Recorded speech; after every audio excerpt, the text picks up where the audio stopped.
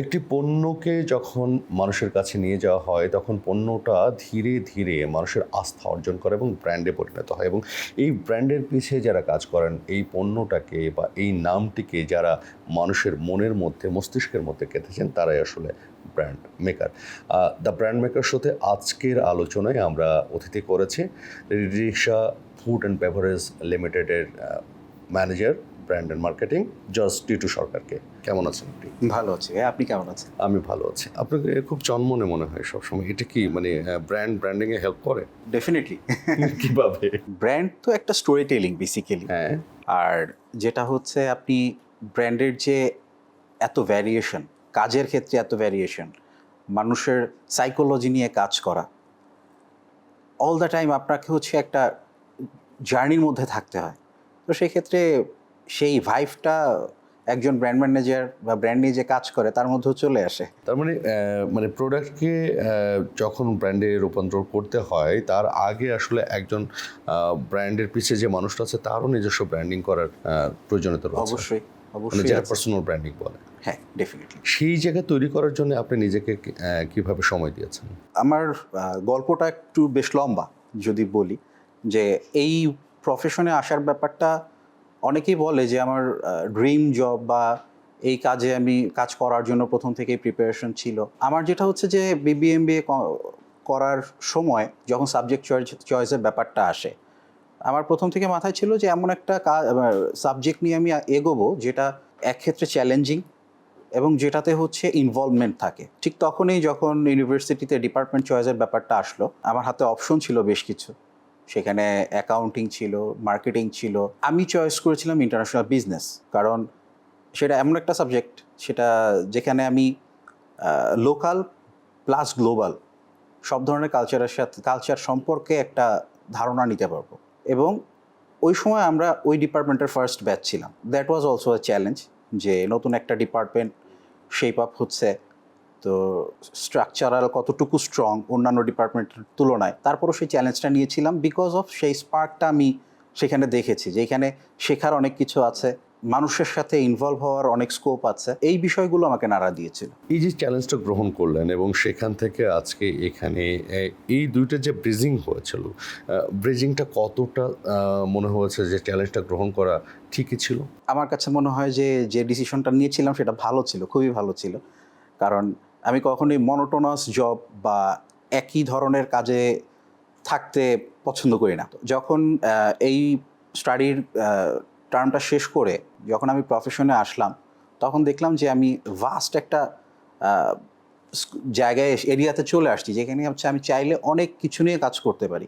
আর সবচেয়ে বড় ব্যাপার হচ্ছে ব্র্যান্ডের যে কাজটা, যে you have to read your consumers mind and you have to put your feet on in their shoes. আপনি আপনার কনজিউমারকে বুঝতে হলে অবশ্যই কনজিউমার কীভাবে হচ্ছে তার লাইফস্টাইল লিড করছে, তার প্রেফারেন্স কী, তার হবি কী, সে কী খাচ্ছে, কীভাবে চলছে, তার স্পেন্ডিং প্যাটার্ন কী, সব কিছুই আপনাকে জানতে হবে। এবং জানার জন্য আপনাকে তাদের মতন করে আচরণ করতে হবে, তারা কিভাবে চিন্তা করছে সেই চিন্তার মধ্যে আপনার ঢুকতে হবে। তো এই জিনিসগুলো যখন আপনি single person different role play করছেন, এই জিনিসটা খুব আপনার ইন্টারেস্টিং। কথা শুরুতেই বলেছেন যে brand is a story telling. এই স্টোরি টেল করার জন্যই কি আসলে মানুষের লাইফস্টাইল, লাইফ স্টোরি এগুলো আসলে রিসার্চ করার প্রয়োজনীয়তা রয়েছে? অবশ্যই অবশ্যই, কারণ যখন আপনি একজনকে গল্প করছেন, কোনো গল্প বলতে চাচ্ছেন, তখন সেই গল্পটা তার কাছে কখন অ্যাট্রাকটিভ হবে, যখন সে তার নিজের লাইফের সাথে বিষয়টাকে রিলেট করতে পারবে।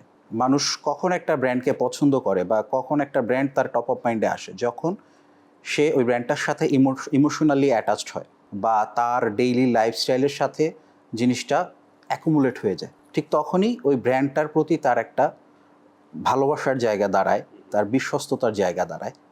এইভাবেই ব্র্যান্ডটা মানুষের কাছ পর্যন্ত রিচ করতে তার পারে। মানে দুর্দান্ত মার্কেটিং শুধু দৃশ্যমানতা নয়, এখানে আসলে আবেগের প্রায়োরিটি থাকে। অবশ্যই অবশ্যই।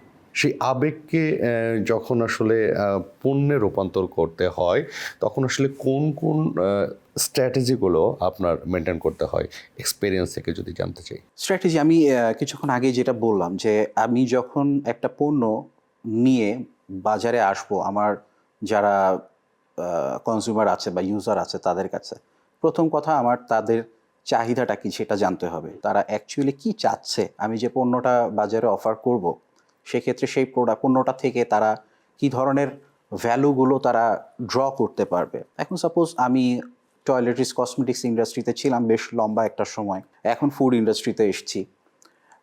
আমি যদি ফুড ইন্ডাস্ট্রির কথাই বলি, যে আমাদের যে সকল পণ্য আছে তার মধ্যে ম্যাক্সিমাম পণ্যই আমরা টিনেজার বা ছোট বাচ্চাদেরকে টার্গেট করেই হচ্ছে দিচ্ছি। তো বাচ্চারা কি পছন্দ করে, বাচ্চারা যেসব কোথায় খেলতে ভালোবাসে, কি নিয়ে কাজ করতে পছন্দ করে, কোন টপিকসে কাজ করতে পছন্দ করে, তারা কি জিঙ্গেল বেসড কন্টেন্ট হচ্ছে পছন্দ করে কিনা।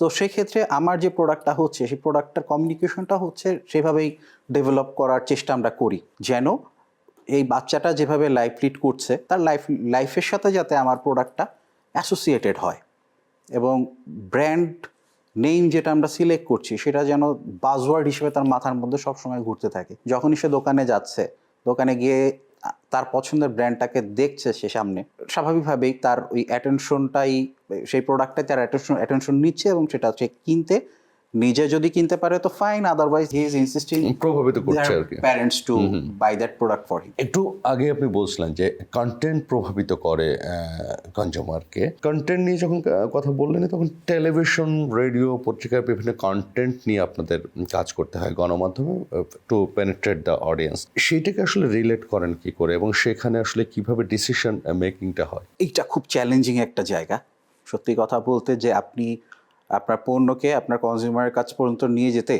আপনার এই পণ্যের পিছনের গল্পটা তাদের সাথে শেয়ার করতে হবে, কিন্তু শেয়ার করার ক্ষেত্রে আপনার হাতের সময় খুবই সীমিত।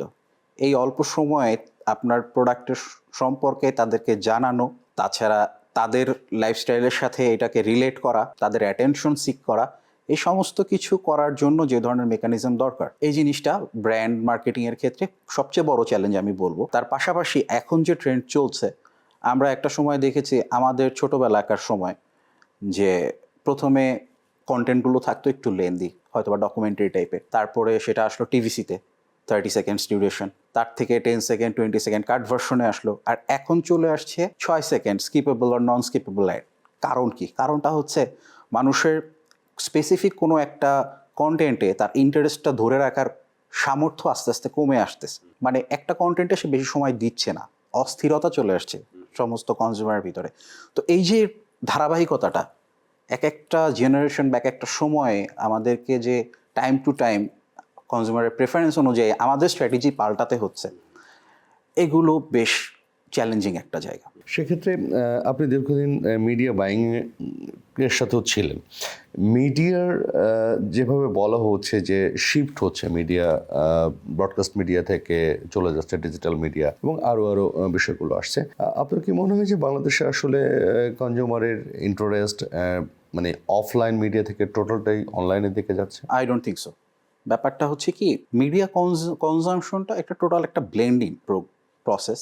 আপনি যদি বলেন যে আমি এখনকার জেনারেশন সব হচ্ছে ডিজিটালে শিফট হচ্ছে, ইটস ট্রু, বাট এখনো পর্যন্ত অফলাইন মিডিয়ার যথেষ্ট বড় একটা স্কোপ আছে বা সবসময় ছিল, এবং আপনি আপনার পণ্য প্রসারের ক্ষেত্রে, প্রচারণার ক্ষেত্রে আপনি শুধু একটা মাধ্যম ধরে এগোলে কখনোই আপনি আপনার টার্গেটেড অডিয়েন্সকে রিচ করতে পারবেন না। ডিজিটালের যেমন হচ্ছে ইম্প্যাক্টফুল একটা মিডিয়া, পাশাপাশি বাংলাদেশের পার্সপেক্টিভে অফলাইন মিডিয়া টিল নাও তার জায়গাটা খুব স্ট্রংলি ধরে রেখেছে। এখনও মেজরিটি টিভি চ্যানেল দেখে, টিভির কন্টেন্টগুলো হচ্ছে উপভোগ করে। আমরা দেখি যে সাপোজ এখন ওয়ার্ল্ড কাপ চলছে, এই বিশ্বকাপ খেলার সময় হচ্ছে পাড়ায় পাড়ায় বিশাল প্রজেকশন লাগিয়ে টিভি চ্যানেলগুলো থেকে কিন্তু খেলা অন এয়ার হচ্ছে, এবং আমি যদি বলি যে স্পেসিফিক এই টাইমগুলোতে টিভি চ্যানেলগুলো টিআরপি অনেক হাই থাকে। পাশাপাশি নিউজের ক্ষেত্রে, বিভিন্ন আপডেটেড সংবাদের ক্ষেত্রে কিন্তু এখনও মানুষ হচ্ছে নিউজ চ্যানেলের উপর ডিপেন্ডেন্ট। এন্টারটেনমেন্ট ক্ষেত্রেও আমি যদি বলি, নাটক, মুভি, এখনও পর্যন্ত তার সেই মানে এখনো ক্যাপাসিটি আছে two hook the consumer. Exactly, এখনো পর্যন্ত সেই স্কোপটা আছে। তবে হ্যাঁ, এটা ঠিক যে মানে টাইম টু টাইম, তো আমি যেটা বললাম যে স্ট্র্যাটেজিক্যালি কিছু আসছে, আসলে শিফটিংটা হচ্ছে, কিন্তু সব জায়গায় রয়ে গেছে। আরেকটা বিষয় আসতে চাই যে আপনি এই প্রথম বাংলাদেশে বাজেটে ইনক্লুড হচ্ছে সৃজনশীল অর্থনীতি এবং সেখানে বাজেট বরাদ্দ। এই সৃজনশীল জায়গায় কাজ করছে যারা, আপনি তাদের সাথে কোনো না কোনোভাবে কানেক্ট ছিলেন ফর ব্র্যান্ডিং ইস্যুতে। এইখানে আসলে কি ধরনের চিন্তাটা আসা উচিত বলে মনে করছেন? একটা ব্যাপার কি, এই ইন্ডাস্ট্রিতে যত ধরনেরই বাজেট আসছে না কেন, প্রপার ইউটিলাইজেশন প্রত্যেকটা সেগমেন্ট ওয়াইজ, সেগমেন্ট ধরে ধরে কোনো একটাকে আমি ইগনোর করতে পারি না। সো সব কটা সেক্টরকেই আমরা যদি মাথায় রেখে প্রপারলি নার্চার করার জন্য যে ইনভেস্টমেন্টটা দরকার সেটা যদি প্রপারলি আসে, সো আই থিঙ্ক যে এক্ষেত্রে হচ্ছে প্রত্যেকটা সেক্টরে বুম করবে একসাথে। আপনার কি মনে হয় যে প্ল্যানিংয়ের দুর্বলতা থেকে যাচ্ছে যথেষ্ট? প্ল্যানিং এর দুর্বলতা আমি ঠিক বলবো না, বাট এখানে কাজ করার যথেষ্ট স্কোপ আছে। অনেক ভারী ভারী কথা বললাম। আমার মনে হয় একটু একদম প্রফেশনাল, আপনি যে প্রফেশন নিয়ে কাজ করছেন সেটার শুরুর দিকে যদি আসতে চাই, যে কিভাবে শুরু হয়েছিল আপনার কাজ? আপনি বলেছেন যে পড়াশোনা করেছেন আপনার চয়েসে। এরপরে পড়াশোনার জগৎ থেকে এই কর্মক্ষেত্রে প্রবেশটা কিভাবে হলো? পড়াশোনা শেষ করে স্বাভাবিকভাবেই জব সার্চিংয়ের মধ্যে ছিলাম এবং অপরচুনিটিটা চলে আসে কোহিনুর কেমিক্যালসে। আই ওয়াজ ভেরি হ্যাপি যে আমার ম্যানেজমেন্ট হয়তো বা সেই রিস্কটা নিয়েছে যে একজন ফ্রেশারকে আমি নিয়ে আসছি এখানে। মানে স্টার্টই আপনার কোহিনূর হ্যাঁ, দিয়ে কোহিনুরে স্টার্ট হয়েছে। করেছি আমি। সেই ইন্টারভিউর কথা মনে পড়ে? হ্যাঁ। ওইখানে আসলে নিজের প্রস্তুতি কেমন ছিল এবং কিভাবে এই সোনার হরিণ, জব সবসময় সোনার হরিণ তরুণদের কাছে, সেই সোনার হরিণটা আপনার কাছে গ্র্যাব হলো? আমার স্পষ্ট মনে আছে আমি যখন প্রথম ইন্টারভিউ দিতে আসি, যিনি এইচআর হেড ছিলেন উনি আমাকে প্রথম কথাই ছিল যে অ্যাজ এ ফ্রেশার আপনি কি দিতে পারবেন আমাদেরকে। সেখানে আই ওয়াজ কনফিডেন্ট এনাফ যে হ্যাঁ, আমি এই পর্যন্ত আমি এডুকেশনাল ইনস্টিটিউট থেকে যেভাবে পড়াশোনা করে এসেছি যে অবশ্যই আমি কনফিডেন্টলি ইন্টারভিউটা ফেস করতে পারবো। তো উনি হঠাৎ করেই আমাকে বললেন যে ঠিক আছে, আপনি আমাদের একটা স্পেসিফিক ব্র্যান্ড, কোহিনুরের স্পেসিফিক স্যান্ডেলিনা নিয়ে আমাকে জাস্ট এক পাতার কিছু একটা লিখে দেন, whatever the topic is doesn't matter, আপনি লেখেন। আমাকে সময় দিয়েছিল হাফ অ্যান আওয়ার, তো আমি উইদিন 20 মিনিটস আমি তাকে লিখে কাগজটা ড্রপ করি। তো ড্রপ করার পরে বলছে যে আর ইউ শিওর যে আপনার you still have 10 minutes time. আমি বললাম না, আই এম কনফিডেন্ট এনাফ। তো সেই পেজটা নিয়ে পড়ে আমার মনে আছে যে উনি সরাসরি ডিরেক্টর স্যারের রুমে গেলেন এবং এমডি স্যার কিছুক্ষণ পর আমার ডাক পড়লো এবং নর্মালি ইন্টারভিউ সেশনে কি হয়, 2-3টা ইন্টারভিউ সেশন হয়, স্ক্রিনিং হয়, তারপরে হচ্ছে ফাইনাল কল। আমাকে স্ট্যান্ড বাই সেই সময়ই কনফার্ম করা হয়েছিল যে না, you are starting from the next day here. এবং দ্যাট ওয়াজ দ্য মোমেন্ট যে আমি তখনই মানে ডিটারমাইন্ড ছিলাম যে হ্যাঁ, this track is suitable for me এবং এখানে আমি কন্টিনিউ করবো প্রপারলি। সোনার হরিণটা পেয়ে গেলেন, কিন্তু একটা প্রশ্ন এখানে থেকে যে এই যে স্যান্ডেলিনা সোপ সম্পর্কে আপনাকে লিখতে বললো, তার আগে কি এটা সম্পর্কে আপনার জানা ছিল, বা মানে একটা বেসিক রিসার্চ থেকে আপনি করতে পেরেছিলেন, নাকি ইনস্ট্যান্ট করলেন? প্রশ্ন উত্তরটা নিতে চাই, একটা বিরতি নিয়ে আসি। তো দর্শক, নিচ্ছি ছোট্ট একটা বিরতি, সাথেই থাকুন।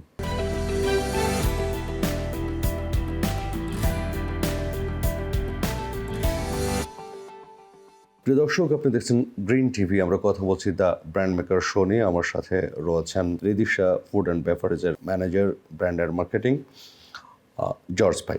কথা বলছিলাম যে আপনি স্যান্ডেলিনা সোপ সম্পর্কে লিখে এই যে সোনার হরিণ চাকরিটি জয় করলেন, তার আগে আপনার প্রস্তুতি কি ছিল আসলে? আমি যখন ইন্টারভিউ কলটা পাই, স্বাভাবিকভাবেই কোন কোম্পানিতে আমি যাচ্ছি ইন্টারভিউটা দিতে সেই কোম্পানির ওভারভিউ, তাদের কী কী পণ্য আছে, তারা মার্কেটে কী ধরনের পজিশন হোল্ড করে, এই ব্যাপারগুলো অবশ্যই শুধু আমি না, যে কোনো ইন্টারভিউ ক্যান্ডিডেটের ক্ষেত্রে এটা ফোরমোস্ট, যে যেখানে ইন্টারভিউ দিতে যাচ্ছে সেই কোম্পানি বা সেই ইন্ডাস্ট্রি সম্পর্কে তার ভালো একটা নলেজ নিয়ে তারপরে তার যাওয়া উচিত। ওয়ারেস আমি যখন আমাকে সেই কাজটা দিয়েছিল, আমি যদি ইনফরমেশনগুলো টপ অফ মাইন্ড আমার না থাকতো আমি কিছুই লিখতে পারতাম না। যেহেতু আমি আগে থেকেই কিছু ব্যাপারে ধারণা নিয়ে গিয়েছিলাম, আমার জন্য সুবিধা হয়েছিল। আর তারপরে স্যান্ডেলিনার ব্র্যান্ড বিল্ডিংয়ের উপরেই কথা মানে লেখা হয়েছিল বেশিরভাগ কথাই, যেহেতু আমার পড়াশোনার সাথে রিলেটেড ছিল, প্লাস হচ্ছে প্রোডাক্ট ব্র্যান্ডটা সম্পর্কে আমার একটা ধারণা ছিল, আমার জন্য আইস ব্রেকিংটা ইজি ছিল। এখন যারা তরুণরা আপনার কাছে আসে, চাকরির প্রত্যাশী অনেকেই আসে, তাদের মধ্যে কোন কোন জায়গায় ঘাটতি দেখেন, তাদের জন্য পরামর্শ কি দেবেন? নিউ জেনারেশনের ক্ষেত্রে সবচেয়ে বড় যে প্রবলেমটা আমি এখন পর্যন্ত দেখেছি সেটা হচ্ছে তাদের দুইটা জায়গায় ল্যাকিংস থাকে। একটা হচ্ছে ইনফরমেশন আর দুই হচ্ছে রিলেশন। ইনফরমেশন, একটা কথা এরকম প্রচলিত আছে যে আপনি ঠিক তখনই ধনী হবেন যখন আপনি ইনফরমেশন আর রিলেশন আপনার স্ট্রং থাকবে।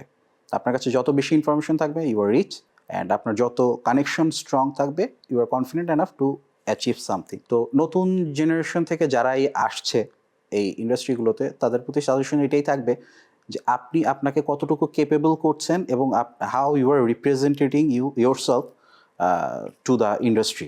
জবের ক্ষেত্রে ফ্রেশার হিসেবে যখন কাউকে রিক্রুট করা হয় অবশ্যই সে কতটুকু প্রেজেন্টেবল সেটা দেখা হয়, কারণ তার যেহেতু পাস্ট এক্সপিরিয়েন্স কিছু নাই। আসলে সেলফ ব্র্যান্ডিং এর প্রশ্ন চলে আসে। এক্স্যাক্টলি, এখানেই সেলফ ব্র্যান্ডিং এর প্রশ্নটা চলে আসে যে how you are presenting yourself. Specifically একজনকে স্ক্রুটিনাইজ করার ক্ষেত্রে তার সিভিটা হচ্ছে মানে মেইন থিং, এছাড়া তো আর কিছু নেই। তো সিভিতে আপনি আপনার ইনফরমেশনগুলো কিভাবে প্রোভাইড করছেন, কী কী ধরনের কোর্স করেছেন, কী কী কারিকুলামের সাথে ইনভলভ ছিলেন, এই জিনিসগুলো আপনি যখন প্রপারলি একটা সিভিতে মেনশন করবেন, পাশাপাশি আপনি যখন একটা ইন্টারভিউ ফেস করতে যাচ্ছেন তখন আপনি কত ভালোভাবে ইন্টারভিউ বোর্ডকে ডিল করতে পারছেন, কতটা স্মার্টলি আপনি আনসার করতে পারছেন, এই জিনিসগুলো খুব বেশি ইম্পর্ট্যান্ট। বাট এখনকার মানে যারা হচ্ছে আসছে তাদের এই জিনিসগুলো নিয়ে কাজ করাটা খুব জরুরি, খুব বেশি। আপনি এই সেক্টরে কাজ করতে যে সবচেয়ে বড় চ্যালেঞ্জের মুখে কোথায় পড়েছেন? আমি প্রথমে একটা কথা বলেছিলাম যে সবচেয়ে মজার ব্যাপার হচ্ছে যে কনজিউমার আন্ডারস্ট্যান্ডিংয়ের ব্যাপারটা, এটাই সবচেয়ে চ্যালেঞ্জের জায়গা। আমাদেরকে, আমরা যারা ব্র্যান্ডে আছি তাদেরকে যেমন অফিস ওয়ার্ক করতে হচ্ছে, সেই সাথে সাথে প্রতি মাসে আমাদের ম্যাক্সিমাম টাইম রুরাল এরিয়াগুলোতে আমাদেরকে মুভ করতে হয়, ফিল্ড ভিজিটগুলো করতে হয়। সেখানে আমাদের যারা কাস্টমার আছে, কাস্টমার বলতে আমি শপকিপার্সদের কথা বলছি, আর এন্ড কনজিউমার যারা আছে সবাইকেই হচ্ছে আমাদেরকে তাদের কাছে যেতে হয়, তাদের কথা শুনতে হয়, কথা শুনে তাদের কি কি চাওয়া আছে, কি কি দাবি আছে, এই সব কিছু আমলে নিয়ে তারপরে আমাদেরকে এসে হেড অফিসে বসে প্ল্যানিং করতে হয়। এইটা বেশ বড় একটা চ্যালেঞ্জের ব্যাপার। কখনো কখনো কি আপনার প্ল্যানিং ফেল করেছে এবং তাতে নিজেকে শুধরে নিয়েছেন, এরকম ঘটনা হ্যাঁ, ঘটেছে? বহুবার এমন হয়েছে। একটা বিষয় কি যে আন্ডারস্ট্যান্ডিংয়ের ব্যাপারটা এক একজনের কাছে এক এক রকম। হয়তোবা আপনি আমাকে কিছু বলতে চাচ্ছেন, আমি সেটা শুনলাম, বাট সেটাকে আমি ডিকটেট করছি আমার নিজের ভাবে। দেখা গেল যে আমি এরকম অনেক প্ল্যানিং হয়েছে যে আমি রিসার্চের উপর বেস করে বা কোনো একটা ইনফরমেশনের উপর বেস করে করলাম, বাট সেই জিনিসটা ক্লিক করলো না। তখন কোয়েশ্চেনটা আসে যে কেন ক্লিক করলো না। ব্র্যান্ডের ক্ষেত্রে একটা ব্যাপার কি, you have to question yourself continuously, why, where, when, how. তো যখনই কোয়েশ্চেনটা আসছে যে কেন হলো না, তখনই প্রবাবল সলিউশনগুলো খোঁজার চেষ্টা করি যে এই কাজগুলো করলে হয়তো বা ব্যাপারটা ক্লিক করতো। তখন আমাদের প্ল্যানিংগুলো আবার ডিফারেন্ট ট্র্যাকে মুভ করে, সেই প্ল্যানিংয়ের উপরে নতুন করে স্ট্র্যাটেজি ডেভেলপ হয় এবং ইমপ্লিমেন্ট হয়। বলা হয় যে ওয়ার্ল্ড এখন মোর ডাটা ড্রিভেন। কখনো কখনো ডেটা কি একদম ফুলফিল কাজ করে কিনা, কখনো কখনো ভিন্ন পন্থা অবলম্বন করতে হয় কিনা ব্র্যান্ডকে পজিশনিং করার ক্ষেত্রে? এটা ট্রু যে আপনি ডেটা যত আপনার হাতে থাকবে আপনার ডিসিশন মেকিংটা ইজি হয়, বাট ডেটারও বাইরে আপনার এক্সপিরিয়েন্স একটা বড় রোল প্লে করে। যে আপনি এই ফিল্ডটাতে এত বছর ধরে আছেন, আপনার কনফিডেন্সটা কোথা থেকে আসে? আপনি ডেটা স্টাডি করছেন, ডেটা স্টাডি করে একটা ডিসিশন নিচ্ছেন, বাট তারপরেও আপনার যে একটা গাট ফিলিংস বলে যেটাকে, সেটাও অনেক সময় কিন্তু ক্লিক করে যায় এবং অনেক ক্ষেত্রে দেখা যায় যে এই জিনিসটাই বেশি সাকসেস ড্র করে। আপনি দীর্ঘদিন কোহিনূর কেমিক্যালসের সাথে রয়েছেন, এই কোম্পানিটির সাথে রয়েছেন। আমরা দেখেছি যে মাল্টি ন্যাশনাল ব্র্যান্ডের সাথে ফাইট করে এটার ব্র্যান্ড, যেমন যে সফটওয়্যার কথা আপনি বলছিলেন, সেটাও কিন্তু করেছে। প্রশ্নটা হচ্ছে যে বাংলাদেশের ব্র্যান্ডগুলো ইন্টারন্যাশনাল ব্র্যান্ড বা মানে এই ব্র্যান্ডগুলোর সাথে প্রতিযোগিতায় কতটা এগিয়ে যাচ্ছে এই সময় এসে? বাংলাদেশের যে ব্র্যান্ডগুলো আছে, আমি যদি বলি, আমার গত 10-12 বছর ধরেই তো দেখছি এরা কিন্তু বেশ স্ট্রং একটা জায়গা দখল করে নিচ্ছে। সব সময় হচ্ছে মার খেয়ে যাচ্ছি কোন জায়গাটাতে, সেটা তো হচ্ছে আমাদের লোকাল ইন্ডাস্ট্রিগুলোর একটা প্র্যাকটিস আছে যে আমরা প্রোডাক্ট সেল করছি, বাট একটা প্রোডাক্ট হচ্ছে মার্কেটে পৌঁছানো বা কনজিউমার এন্ড পর্যন্ত পৌঁছানোর ক্ষেত্রে শুধু বিক্রি করাটাই ইম্পর্টেন্ট না, এর পিছনে ইউ হ্যাভ টু ইনভেস্ট, আর প্রমোশনে হিউজ খরচ করতে হয়। তো যেটা এইখানে এই দৌড়ে আসলে লোকাল কোম্পানিগুলো একটু পিছিয়ে যাচ্ছে, যেখানে এমএনসিগুলোর ইনভেস্টমেন্ট, রিসার্চ এইগুলো অনেক অনেক বেশি স্ট্রং। বাট এখন সিনারিও চেঞ্জ হচ্ছে। এখন দেখছি যে লোকাল ইন্ডাস্ট্রি যেগুলো আছে তারা R&Dতে যথেষ্ট ইনভেস্ট করছে, তারা প্রমোশনে এগিয়ে আসতেছে এবং এটার আউটকামও হচ্ছে পাচ্ছে, খুব ভালো পাচ্ছে। যদি আমি আমার ইন্ডাস্ট্রির কথাই বলি, টয়লেট্রিজ ইন্ডাস্ট্রির কথাও বলি, স্পেসিফিক একটা এমএনসি যে জায়গায় থেকে লিড করছে তার সাথে লোকাল এফএমসিজিগুলোর গ্যাপটা হিউজ, অনেক বড়, কিন্তু তারপরেও দেখা যাচ্ছে যে সেকেন্ড পজিশন বা থার্ড পজিশন, এই পজিশনগুলোতে কিন্তু লোকাল কোম্পানিগুলো হচ্ছে খুব স্ট্রংলি হচ্ছে নিজেদের মধ্যে কম্পিট করছে এবং এমএনসিগুলোর মার্কেট শেয়ার আস্তে আস্তে হচ্ছে গ্র্যাব করে নিয়ে আসতেছে। তার মানে আপনি বলতে যাচ্ছেন যে বাংলাদেশের যারা আছেন, যারা ব্যবসায়ীরা রয়েছেন, তারা সেলসকে অনেক বেশি প্রায়োরিটি দিচ্ছেন ব্র্যান্ড মার্কেটিংয়ের থেকে। টু সাম এক্সটেন্ট ইয়েস, এটা ঠিক, বাট আমার মনে হয় যে এই ব্যারিয়ারটা থেকে আস্তে আস্তে বের হয়ে আসছে বা চেষ্টা করছে। আমি নতুন অনেকগুলো কোম্পানির কথাই জানি যারা হচ্ছে এখন সেলস মার্কেটিং মাইন্ডসেটের চেঞ্জেসটা হচ্ছে হ্যাঁ, এখন। চেঞ্জটা হচ্ছে সেলসের পাশাপাশি তাদের বেসিক্যালি আমাদের লোকাল কোম্পানিগুলো সবচেয়ে বেশি সেলস ড্রিভেন হচ্ছে। আমরা চেষ্টা করি যে আমরা ট্রেডে কতটা ভালো খেলতে পারছি, আমাদের কাস্টমার যারা আছে তাদেরকে আমরা বেনিফিট কত দিচ্ছি, বাট আমাদের যে এন্ড কনজিউমার তাদের নিয়ে যে কাজ করার ব্যাপারটা, যে জায়গাটা, এইখানে প্র্যাকটিসটা কম ছিল এতদিন, বাট সেই সিনারিওটা পাল্টাচ্ছে, that is a good sign. আমরা কথা বলছি টেলিভিশনে, আমি একজন টেলিভিশন কর্মী। টেলিভিশনের সাথে যেহেতু আপনার কাজের ক্ষেত্রে একটা সূত্রতা রয়েছে, সেখানে একটা প্রশ্ন করতে চাই। আপনার কি মনে হয় যে মানে গণমাধ্যমের নিজস্ব ব্র্যান্ডিং বা নিজস্ব স্ট্র্যাটেজিক প্ল্যানিং থাকা দরকার টু গ্র্যাব আপনাদের মতো মানে কাস্টমারকে বা কর্পোরেটকে? অবশ্যই থাকা দরকার, এবং এটা ফোরমোস্ট। কেন ফোরমোস্ট আমি বলি, সবচেয়ে বড় ব্যাপার আমাদের দেশে কিন্তু অফলাইন মিডিয়ার কথা আমি যদি বলি, অফলাইন মিডিয়াতে আপনি আরওআই মেজার করার ওই ধরনের মেকানিজম কিন্তু নাই। আপনি টিআরপির কথা বলছেন। টিআরপির কথা আমি বলছি যে ওরকম স্ট্রং মেকানিজম কিছু নাই। তো সেক্ষেত্রে আপনি একটা company, why should company invest in your specific in your channel? আপনি যদি আপনার কি কি কন্টেন্ট আছে, এই কন্টেন্টটা আমার সাথে কতটুকু রিলেটেবল, ইনভেস্ট করব, সেটা জাস্টিফিকেশনটা কি, সেই জিনিসগুলো যদি আপনি প্রপারলি আমাকে কমিউনিকেট করতে না পারেন, if I am not satisfied, I should not invest my hard earn money. তো সেই ক্ষেত্রে একটা চ্যানেলের ক্ষেত্রে ব্র্যান্ড বিল্ডিংটা, তার what are they trying to communicate with their viewers, এই জিনিসগুলো খুবই জরুরি। মানে নতুন করে ভাবতে হবে, মানে এখানেও আর&ডি হ্যাঁ, এখানে প্রয়োজনীয়তা নতুন করে রয়েছে। ভাবার অনেক জায়গা আছে। অনেক কথা বললাম। ব্র্যান্ড মার্কেটিং, এই যে আপনার সেক্টর, এই সেক্টরে আপনি আসলে আপনার স্বপ্নটা কি? স্বপ্ন বলতে কি, আমি অনেকেই হচ্ছে ব্র্যান্ড মার্কেটিংকে ক্যারিয়ার হিসেবে চিন্তা করে, বাট আমার কাছে ব্যাপারটা প্যাশনের জায়গা। আমি আগামী 5 বছর বা 10 বছরের নিজেকে কোথায় দেখব, তার থেকে বেশি প্রায়োরিটি দিই যে এখন কি করছি বা এখন যা করছি সেগুলো আসলে আমার জন্য কতটুকু ভ্যালুয়েট করছে, পাশাপাশি আমার কোম্পানিকে কি ভ্যালুয়েট করছে, এই জিনিসটা আমার কাছে বেশি important. After 5 or 10 years hopefully যে আমিও হয়তো বা এখন কোম্পানিকে যা কন্ট্রিবিউট করছি, এই ইন্ডাস্ট্রিকে যা কন্ট্রিবিউট করছি, তার থেকে আরও অনেক বেশি কন্ট্রিবিউট করতে পারবো। এখন পর্যন্ত নিজেকে সাকসেস মনে হয় ঠিক কোন জায়গায়, কোন কাজটি দিয়ে মনে হয় যে yes I am doing something? Appreciation from the management. যখন দেখি যে management is appreciating any kind of work, এটাই আমার কাছে সবচেয়ে বড় অ্যাচিভমেন্ট। পরিবারের জন্য ভাবনা কি? পরিবারের জায়গায় এটা আসলে দেশের জন্য কন্ট্রিবিউশন প্রতিটা নাগরিকেরই হচ্ছে একটা ড্রিম হওয়া উচিত, যে আমি আমার জায়গা থেকে আমার দেশের জন্য কতটুকু কন্ট্রিবিউট করতে পারছি। সেটা এমন না যে আমাকে পলিটিক্স করতে হবে, এমন না যে আমাকে, আমার নিজের জায়গা থেকে আমি কতটুকু সচেতন থেকে আমার দেশের জন্য ওয়েলফেয়ারের জন্য যতটুকু কন্ট্রিবিউট আমার এর থেকে করা যায়। That's great. অনেক অনেক কথা বললাম। জর্জ টিটু ভাই, দেখা হবে নিশ্চয়ই আবারও আমাদের। ভালো থাকবেন। অনেক অনেক ধন্যবাদ গ্রিন টিভির পক্ষ থেকে। Thank you so much Rana ভাই, and thanks to Green TV for giving me the opportunity. এখানে আসার যে সুযোগটা দিয়েছে, নিশ্চয়ই আরো সুযোগ দিতে চাই। আপনার সাথে এই আলোচনা আমরা অফলাইনে অব্যাহত রাখবো। অবশ্যই অবশ্যই। প্রিয় দর্শক, আপনারাও ভালো থাকবেন। দেখছিলেন the brand maker show green টিভিতে। থাকুন গ্রিন টিভির সাথে, দেখতে থাকুন, এবং আমাদের পরামর্শ দিতে চাইলে আমাদেরকে লিখতেও পারেন সোশ্যাল মিডিয়া অথবা সরাসরি। ভালো থাকবেন।